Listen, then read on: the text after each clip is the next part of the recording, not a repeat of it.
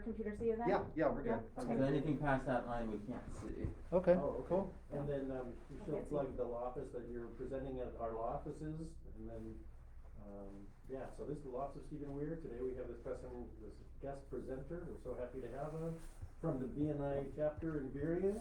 There we go. And then, Right. do you have any, like, background on him, or? Do you want background? I can share. Okay. Sorry. Perfect. All right. Let me know when we're ready. Give me 1 second here, we're about ready to start. And we are gonna start. Good morning, Ashley Tolan from the law offices of Stephen Weier. We have Chris Lemick here from True Nature Hypnotherapy to talk to us a little bit about what he does and how we can incorporate hypnotherapy in our acts. So this is Chris. Tell us a little bit about yourself. Okay, cool. Sounds good. First of all, thanks everybody for having me here today, taking a little bit of time. Really excited. I love talking about hypnosis. I love talking about what I do. So it's really a blast for me to do this. So again, my name is Chris Lemick. A little background on me. So how did I get into hypnosis and hypnotherapy? Well, before this, I had a really boring job. I had something just totally run-of-the-mill. I was a Tibetan Buddhist monk living in India.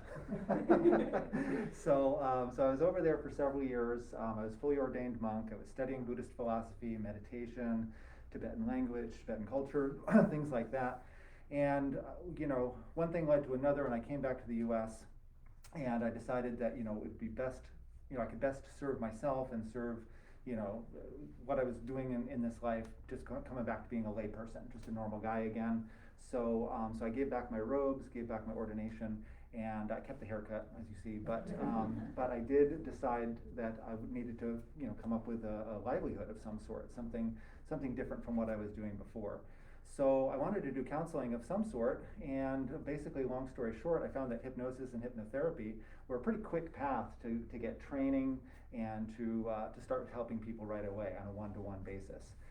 Here in Washington State, I just have to go through we have to go through some basic trainings and get some certifications and things like that, and then you can just register with the Department of Health and then start helping people. So I felt like that was a nice fast track way to really get into the trenches and start helping people one-on-one.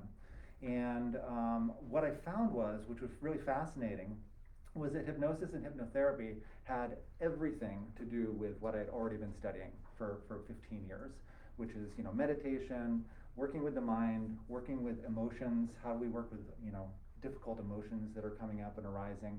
So all of these methods that have been practiced by Asian cultures for thousands of years now, meditation, visualization, relaxation techniques, what's called mind training, or just simply affirmations, maybe you could call them, things like that, all wound up being very, very closely related to hypnosis and what hypnosis is.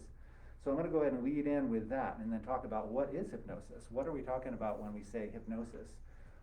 Does anybody have an idea what they think hypnosis might be? Sure, it's like putting you to sleep and then making you do things you don't want to do. Excellent. Good one. Good answer. All right, anybody else? I just went up for what I saw from Puyallup Fair. From what? From the Puyallup Fair. Okay, all right. So like a stage hypnosis show? Okay, cool. All right. That's anybody else have any? Yeah. Doesn't it like help you remember things? Like from patients who had trauma, it helps them remember what happened to them if they forgot during that time? Yeah, that can be definitely one of the hypnotic phenomena that comes up, is accessing memories, for sure. Yeah, definitely.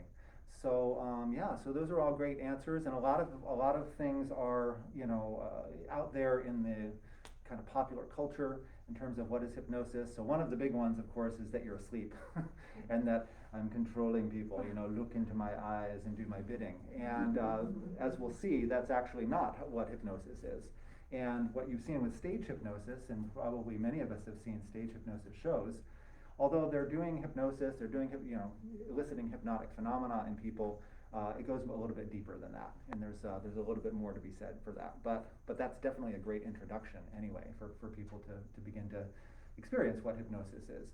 So what hypnosis is actually a totally natural state. So it's all natural. So for one thing,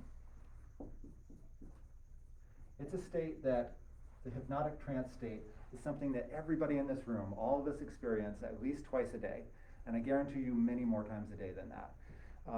So the two main times are when we're falling asleep at night, so just in between wakefulness and sleep, so that little in-between period where you're just, you know, you might notice, catch yourself sometimes maybe pulling back from sleep or jumping out sometimes. Well, it's kind of like that zone right there, just as you're drifting into sleep, and then in the morning as you're waking up, or whenever you're waking up, that period coming out of sleep into wakefulness. So that's the hypnotic trance state. Other times where we experience hypnosis are when we are, you know, engrossed in a good book or a good story or watching a movie, and we're totally into it, right? So we're sitting in the theater. Well, we used to be sitting in the theater, looking forward to that happening again. And we are sitting there, we're watching this movie, and we are totally invested in the movie, right? We're crying, we're laughing, we're jumping out of our seat. We're engaged with the action. So there's a part of us that knows that this is just light shining on a screen. These people aren't here, right? It's not really Brad Pitt there. That's not, you know, that's not in fact, they're actors playing these roles. They're not even the characters that we think they are. But we go into this state where we allow ourselves to be engrossed in a different reality, in a different state, where all these emotions that are real emotions are coming up, but they're being stimulated by something that's totally kind of fake, right? Which is just photons of light coming into our eyes. So we can get into this state where we have a certain capacity to be open and receptive to suggestion, and to just simply kind of be playful and enjoy reality as it's being created by our own minds. So the hypnosis state, the way we describe it is that it's a focused state of awareness, very focused state of awareness where your kind of critical faculty or your analytical mind is bypassed temporarily, okay? So we get into a state of heightened suggestibility, we call it. Now in hypnotherapy, what I'm doing is just helping people to deliberately elicit that state so that we can affect change more effectively in their lives. So it's a state where people are totally wide awake. So people are going to hear everything that I say. They're going to be totally aware. In fact, if people fall asleep, I got to wake them up. You know, so if you, basically the rule is if you can't hear me, I can't help you. And also people are totally in control. There's absolutely nothing that I can do that will make you go against your morals, your ethics, or your general belief systems. Like I can't make you believe something you don't already believe. I can't make you, you know, do something that's going to certainly not put yourself in danger. I can't do anything that's going to go against your values. So I am always listening to make sure that I'm in what's called rapport with my clients, to make sure that I'm on the same page with them as much as possible, so that I'm reflecting back to them what they're telling me. So I'm not telling people to do anything. I'm just hearing what they're saying and hearing what, you know, we've kind of worked on a plan for their change, and just kind of feeding that back to them in this state of suggestibility, right?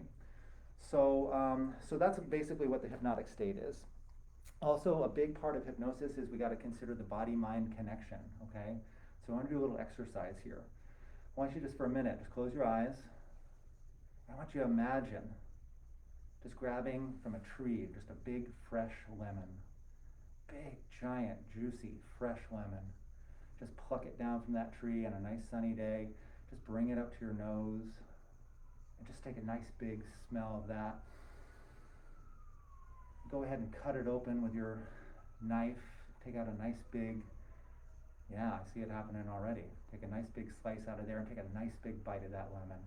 Feel that juice just exploding. And just notice that, go ahead and open your eyes, and how many people experienced, you know, their salivary glands starting to take off there, right, a little bit. So that's just one tiny little illustration of how our minds, how just our thoughts influence our body, okay? So that's a very important aspect of hypnosis and what we do in hypnotherapy. We're accessing that, leveraging that power, the body-mind connection. Another thing that we work on, or I work on with people extensively in hypnosis, is dealing with conflicting motivations, right? So we got body-mind, oops, and then we got conflicting emotions, or conflicting conflict. We got conflicting motivations. So how many people have ever thought like something along the lines of, you know, I really want pizza tonight, but I should have a salad. Okay. Every day. Right, totally, me too. So that's an example of conflicting emotions, or conflicting motivations, although they are emotional too. This is why change can sometimes be so difficult. When we have unresolved conflict, okay, consciously and subconsciously, we find it very difficult to change. So we might know that, like, okay, that I already had pizza, yesterday, or whatever, so I probably shouldn't have it again today. I know I should have that salad, and I want to have that salad, and I know it's going to be good for me. But then you wind up, getting the pizza or getting the whatever it is. So what's happening there is that your those conflicting emotions, like the conscious part of your mind is saying salad, but there's a deep emotional need for pizza. That's subconscious, that has a deeper context, okay? So this is something that is gonna every time overpower that conscious decision. The conscious decision is, I'm gonna eat a salad because it's good for me, but the other part of us is saying, no, but that delicious, cheesy, hot bread and just that weird mixture of food, of things, is just so delicious, that's what I really want. So what we do in hypnosis is we get into that, like I say, deeply relaxed state, focused awareness, critical faculty is bypassed, and we start talking to the subconscious mind, start talking about those unconscious motivations, okay? Why is it that you want that pizza? So what's the real motivation there? And oftentimes, and actually all the time, it has to do with just wanting to satisfy our basic need for happiness. We want to be happy. We want to be okay. We want to be loved. We want to be, feel like we're whole. We want to feel like we just want to feel good about ourselves. And for whatever reason along the way, we learned that eating a piece of pizza gives us all those things, okay? So what we need to do is we need to talk to that part of ourselves that wants the pizza, listen to it, right? And so we actually have a conversation in hypnosis with this part. It's a very interesting process. And we basically have a conversation that says, at the end of it says, I know that what you want is for me to be happy. However, eating pizza causes all these other harms, it's not good for my health and things like that. And we although we can eat pizza sometimes, let's eat more salad and we'll be happy. We'll get what you want, but we're gonna do it in a different way. And then the two parts say like, okay, sounds good. And then we get them to cooperate, and then that's when the change occurs, okay? So it's being very playful, being very kind of imaginative, leveraging our imagination and our natural human capacity for participating in stories is really important too, okay? So that's a really important part. Our habits and our beliefs, that's something that we want to work on too in hypnosis. So habits and beliefs can be limiting our choices, right? So if we have a belief system, let's say somebody gets bit by a dog when they're young, and it was a really traumatic experience and that never got resolved, and then they generalize that experience to all dogs, they're going to miss out on so many wonderful dogs. I'm a dog person. So they have this negative experience, this traumatic experience. If it doesn't get resolved, it's possible that, like I say, it could get generalized so that they believe now that all dogs are a threat. All dogs are dangerous. So that becomes a subconscious belief system. And then it becomes a reinforced habit. Each time that they encounter a dog, they get scared. Maybe the dog starts barking at them, picks up on that fear. That reinforces that belief system and that habit then to just be scared and to pull back and to try to protect themselves, and it becomes a self-fulfilling prophecy. So what we do in hypnosis is we bring up all those maybe subconscious habits, those subconscious beliefs. We challenge them a little bit, and we see that if they're true and if there's other ways that we can do things, okay? And then another big thing, this is the last thing about hypnotherapy and kind of how the process works, is that I help people discover resources that they already have, okay? As we demonstrated with the lemon test, all right, with the lemon test of just imagining that and using our mind to create, a physical result, we can do that with anything. We can do that with any emotion, any thought, any feeling. If we're feeling totally down in the dumps and totally crappy, I tell people, come on, get up, stand up, lift your arms up like this. Imagine a time where you were successful. Imagine a time where you did exactly what you wanted to do and you felt so awesome. It was like you hit that home run, you got that job, you won that prize, whatever it is. Go ahead and feel that with all your heart. Where is it happening in your body? And then I have people generate that feeling stronger and stronger and stronger pretty soon that depressive sort of sunk feeling is just completely gone. So we have the capacity within ourselves to create change in our emotional state, in our bodies, in our minds. It's actually really powerful. So I help people to do that in hypnosis as well. Okay? Any questions so far? No? All right, cool. So who would benefit from hypnotherapy? And I wanted to kind of talk about that in specific context to what you guys all do. And I think there's a really great way that you guys can either refer, folks to me or to somebody else, to another hypnotherapist, whatever, how hypnotherapy could benefit people that you're dealing with, because you're dealing with people who have been traumatized. Pretty much everybody who's calling you has had like something where it could be really bad, a really terrible accident. They could have been physically injured. There could be, death involved. There could be, the story. There's all kinds of people are calling not because everything's going well, So with traumatic experience comes all kinds of issues can arise out of that. People can develop chronic anxiety. They can develop phobias about driving, about just commuting. Can affect their lives in all kinds of ways. It can limit their lives and their happiness. There can be chronic pain issues. Years after an accident, because here's a very interesting thing with chronic pain, is that after a certain period of time with the body, any sort of pain response starts to be kind of not so much a physical thing. It's really more of an emotional thing. And when people are coming to me with years and years of chronic back pain or whatever, we look for, well, what happened 10 years ago when you first started feeling this back pain? And like, I don't know. And then we go into hypnosis, it's like, oh yeah, I got totally like, just my partner just up and left me, and just whatever the situation is, some like terrible thing. And then also I pulled my back then, and and then what happens is that pain sticks around for years and years because of that emotional charge to it. Okay, so I can help people and work with people to help reduce those symptoms. Anxiety. Sometimes people will, after accidents, become depressed. People can just become kind of despondent. They can become chronically afraid of driving, things like that. And so I can definitely help people soothe their anxiety, help them transform their fears into something that's less limiting. Okay, can help people with chronic pain to, if not completely eliminate the pain, at least give them really valuable tools to be able to manage that pain without drugs. Hopefully, that's the idea. If you need a little bit of supplemental, pain medicine along the way, that's fine too. Everybody's going to be different, but there's some really powerful techniques that I can teach people to help them manage that pain, just using that body-mind connection. Okay, and then doing trauma resolution and things like that too. So I think I kind of talked about hypnosis, hypnotherapy, trauma, anxiety, chronic pain, that sort of stuff. So now what I'd like to do is just share a little bit with you guys about how you can be empowered to help people with basic hypnotic language influencing. Okay, so there's some really simple and easy things that you can do when you're working with your clients.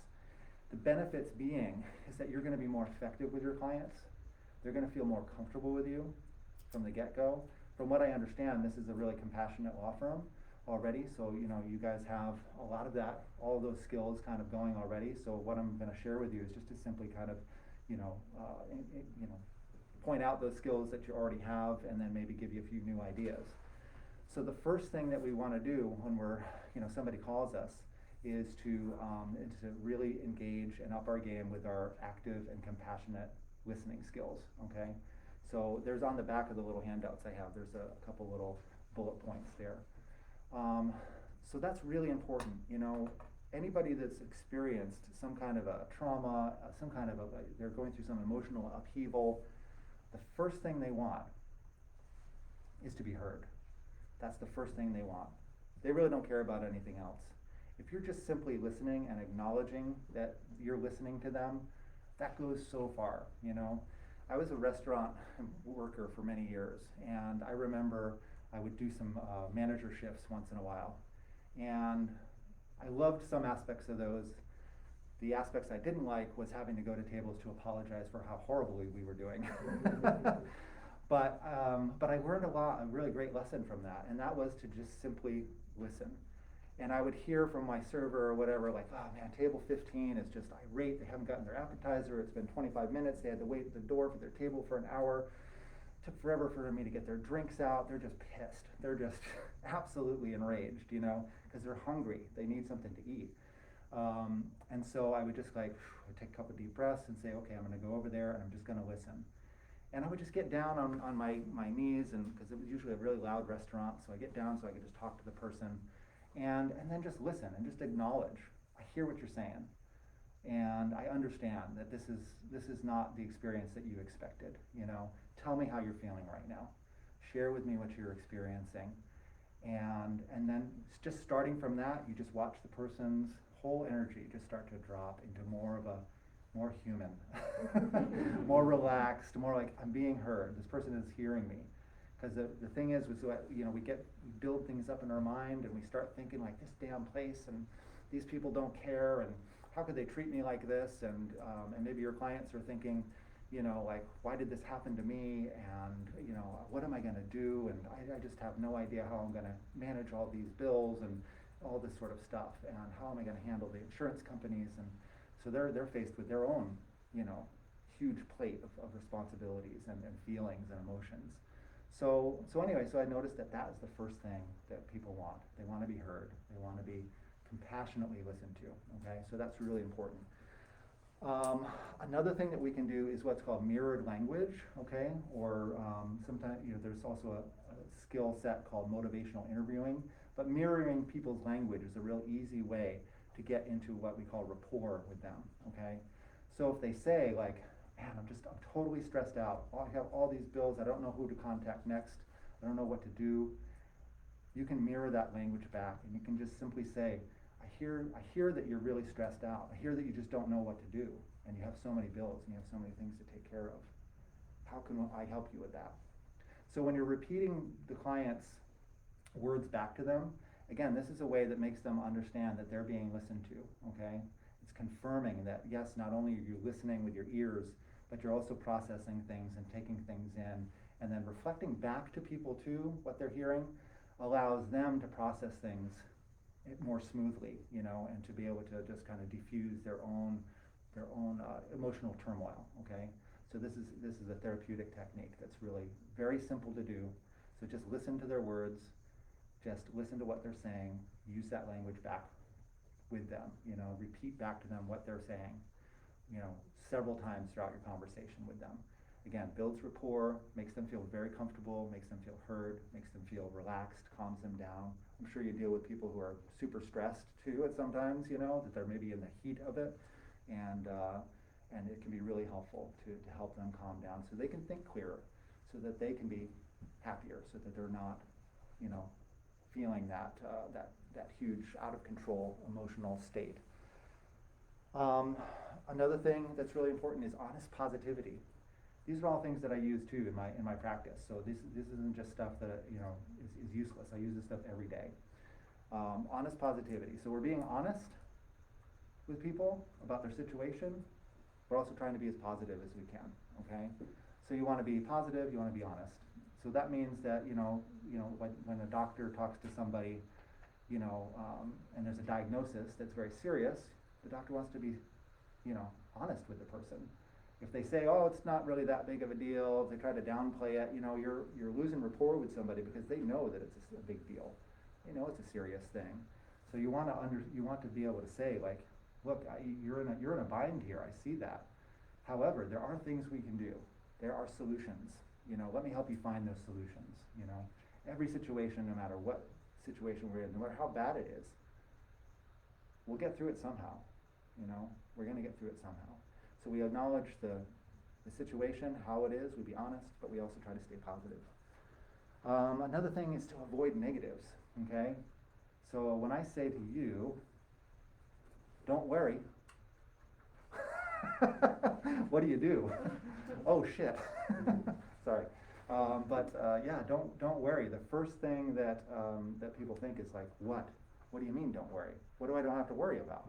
You know, now I'm worried about what you're gonna tell me. Yeah. So staying away from the negatives, being mindful of our own language, how we're framing things is really important.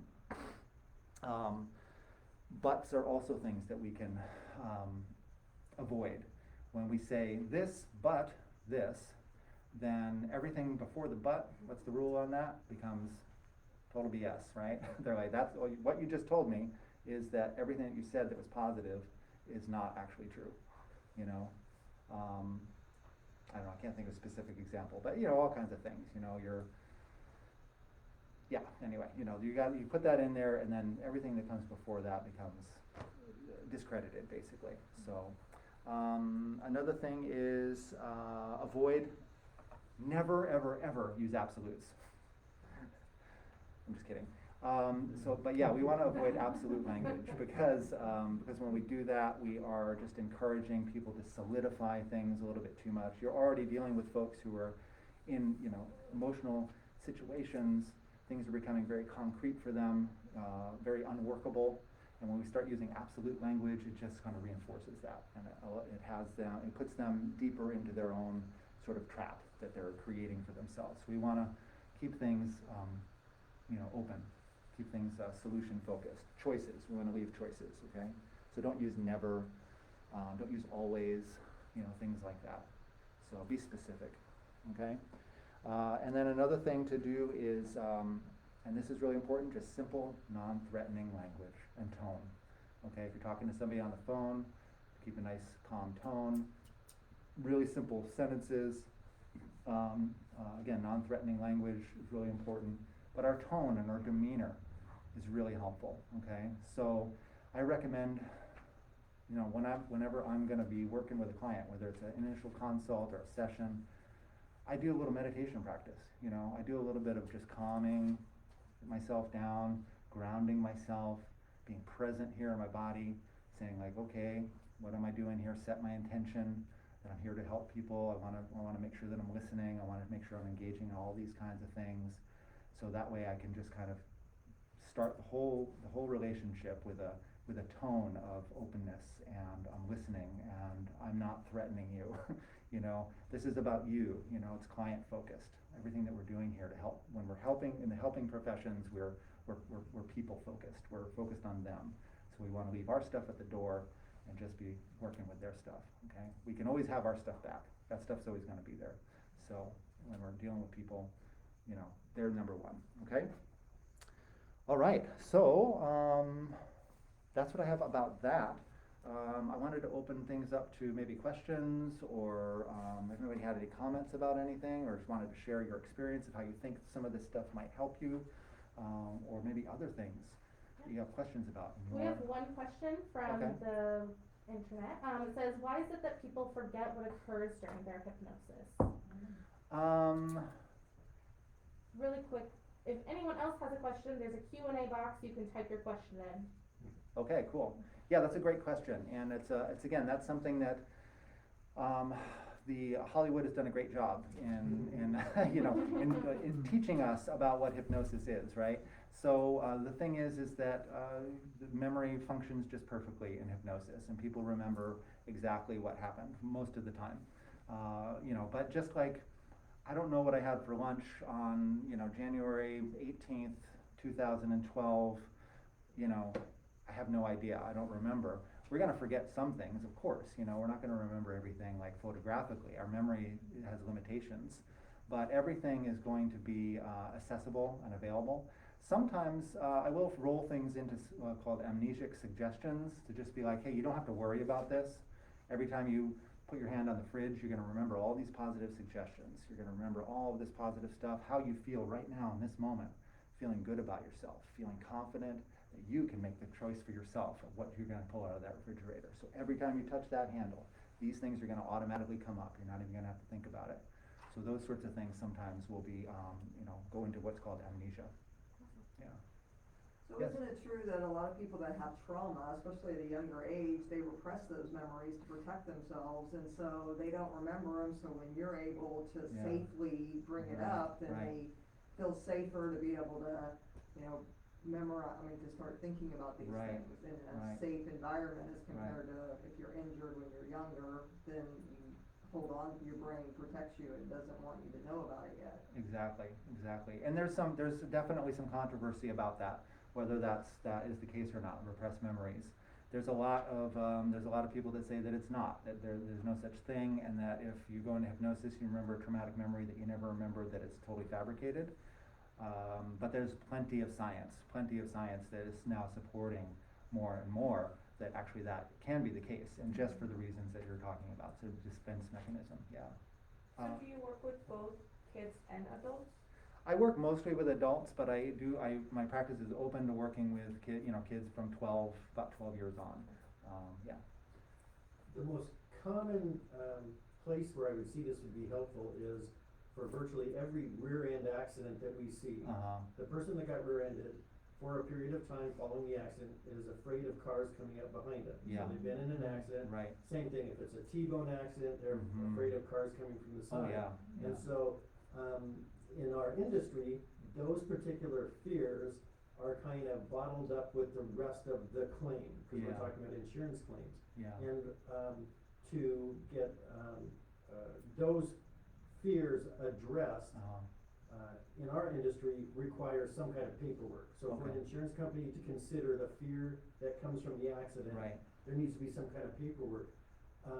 For hypnosis, what kind of paperwork do you keep? Do you keep private notes and things like that, that would constitute something that would be similar to a medical record to support the process, the findings, the Yeah. fears, and how it's addressed? Absolutely, yeah, I keep private, confidential, session notes on every client, in every session, and also, during my intake process, we go through and I do like different questionnaires at different points during the relationship, where the client is sharing, what they're experiencing and how it's affecting and impacting their lives, and what change they wanna make, so yeah, there's extensive documentation, so. To jump off of that, one of the questions is, on average, how many sessions do clients need for Right. one issue? Right. So that totally varies, and I used to try, when I first started, I wanted to give people a real solid answer on that, because I didn't want to be wishy-washy and just say, well, it depends on you. But what I do, the way I turn that back on, I turn that question, I flip it over, and I say, you know this issue better than anybody, like better than I'll ever know. So how much work do you think is gonna require? And then they'll think about it, and sometimes people will say, well, I don't know, I think maybe we can work through this in a month or so, or whatever it might be. And if there's still a little bit of like, I really have no idea, then I say, we usually start with, maybe 2-3 sessions. We go from there, and people usually get pretty good results between 4 and 6 sessions. They start to really feel like some progress. In fact, a lot of people, depending on the issue, depending on the person, will be done with that issue after 3 sessions, or some people only come for 2, and they're like, man, that was great. I feel totally new and refreshed and ready to work on this myself. So, yeah. Yeah. Question, I am understanding everything you're saying, but I had a billing question. Okay. What, do you take all, like health insurances, would your practice take health insurances, or auto insurances? Right, at the moment, and I need to do quick research on that to see if I take, if PIP is involved, but right now, most insurance companies do not cover, hypnosis and Health hypnotherapy. insurance companies. Right. Okay. It's just not even covered. So, but I do take HSA and FSA, cards, I'm able to do that, so, yeah. One of the questions is, where is your office located? Okay. And then can you talk about, off of that, a little bit about kind of what the intake process would be if we were to refer a client to you? Right. What would that look like? Okay, great, sure. My office is in White Center. I'm there 3 days a week on Tuesdays, Thursdays, and Fridays. Otherwise, I do Zoom sessions with people all over the country. So that's an option as well, and it's especially good if people maybe, the mobility is an issue or something like that. And the intake process works, like if you refer someone, then I'm gonna do a free consultation first, called a planning session. So I wanna talk to the person, and they wanna talk to me. We wanna get to know each other.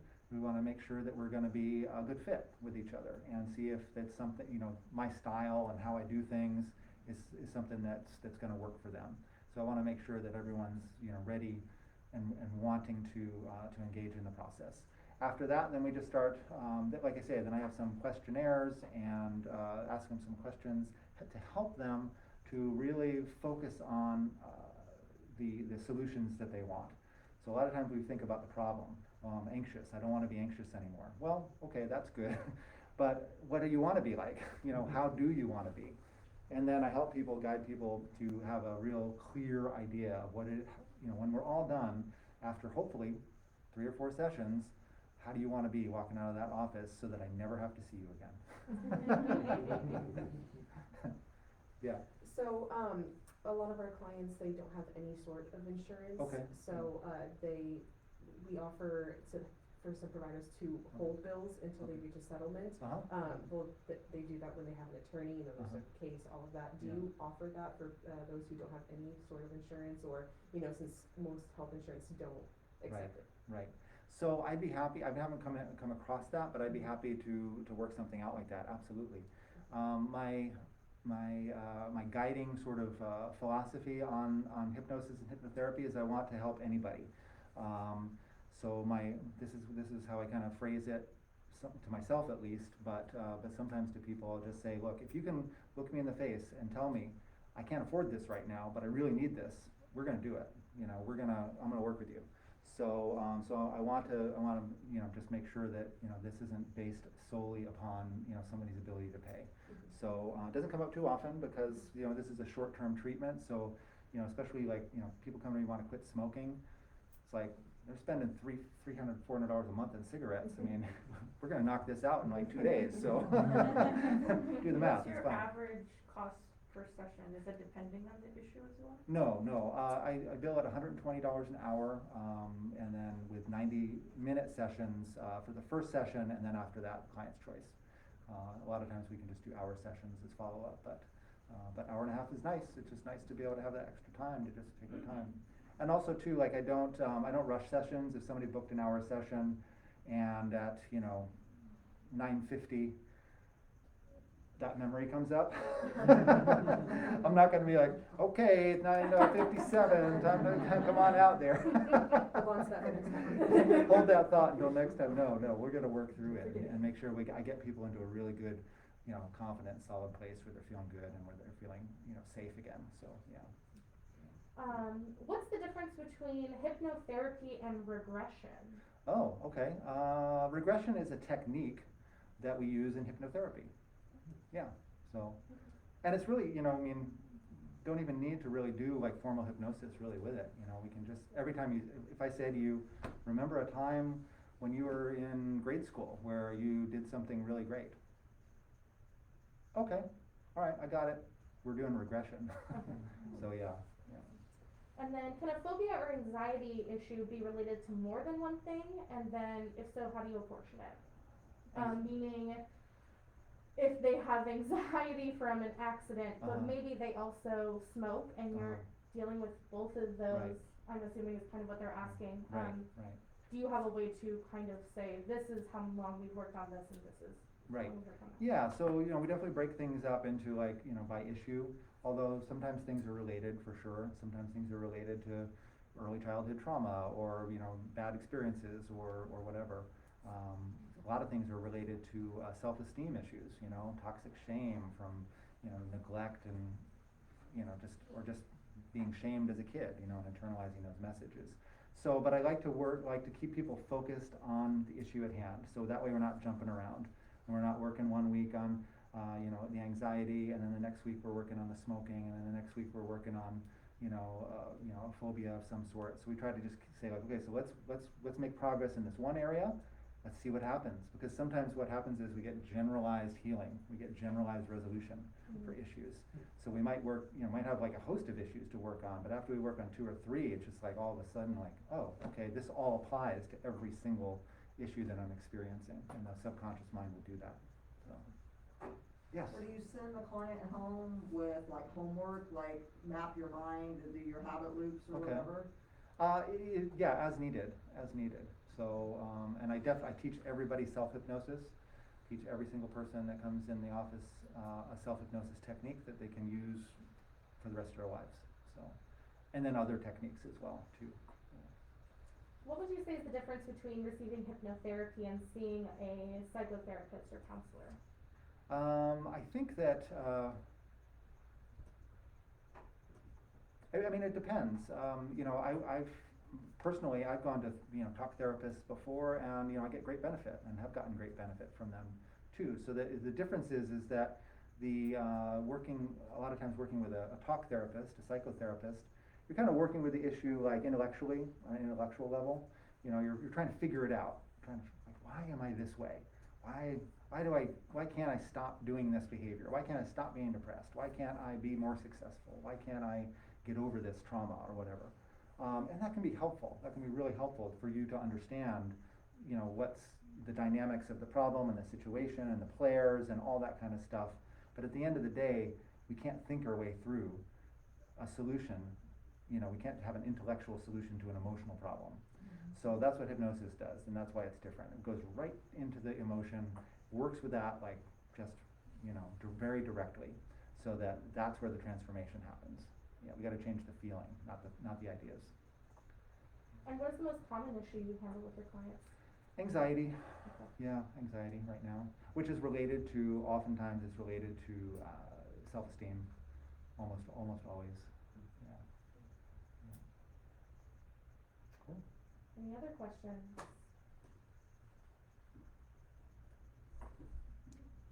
All right. Well, thanks so much for coming in, Chris. That was awesome. Thanks yeah, everyone for yeah, watching. yeah.